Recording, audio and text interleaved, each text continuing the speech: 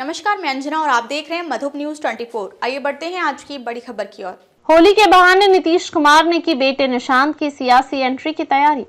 बिहार की राजनीति में होली के रंग इस बार कुछ अलग ही संदेश दे गए। 9 साल बाद मुख्यमंत्री आवास में होली का आयोजन हुआ, लेकिन यह सिर्फ रंग गुलाल तक सीमित नहीं रहा, बल्कि इसके पीछे एक बड़ा राजनीतिक संकेत भी छिपा था।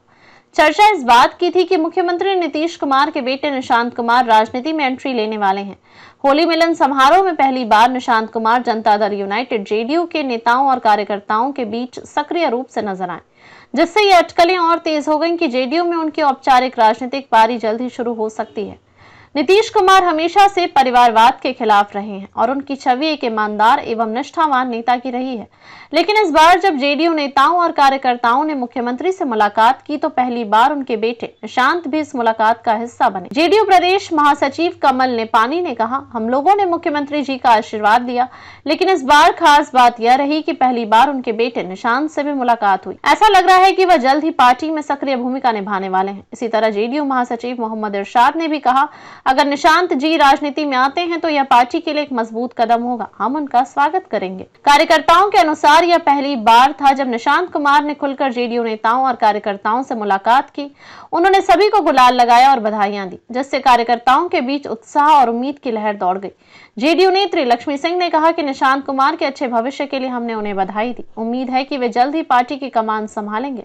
इससे यह साफ हो गया है कि पार्टी के अंदरूनी हलकों में भी निशांत की सियासी पारी को लेकर गंभीरता से चर्चा हो रही है। राजनीति में इशारों की बहुत अहमियत होती है और इस बार के होली समारोह में जो हुआ यह केवल एक पारिवारिक या सांस्कृतिक आयोजन नहीं था, बल्कि इसके जरिए भविष्य की राजनीति का संकेत भी दिया गया।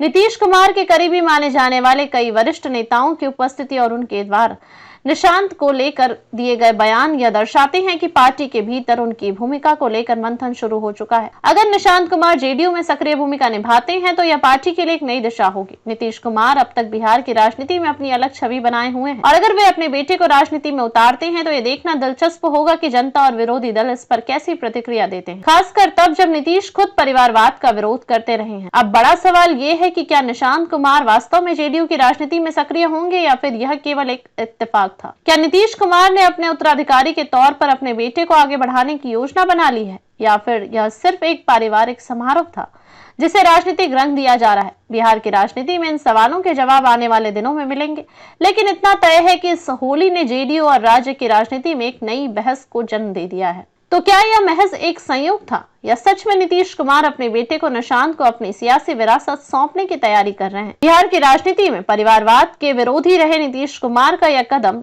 क्या उनके राजनीतिक सिद्धांतों में बदलाव का संकेत है? आने वाले दिनों में जेडीयू की रणनीति और राजनीतिक घटनाक्रम इन सवालों के जवाब देंगे। फिलहाल इस होली मिलन समारोह ने राज्य की राजनीति में एक नई चर्चा को जन्म दे दिया है। देखते रहिए राजनीति के इस नए समीकरण का अगला कदम क्या होगा। अब तक लिए बस इतना ही, फिर मिलते हैं एक ऐसी ही बड़ी खबर के साथ। तब तक के लिए नमस्कार और देखते रहिए मधुप न्यूज 24।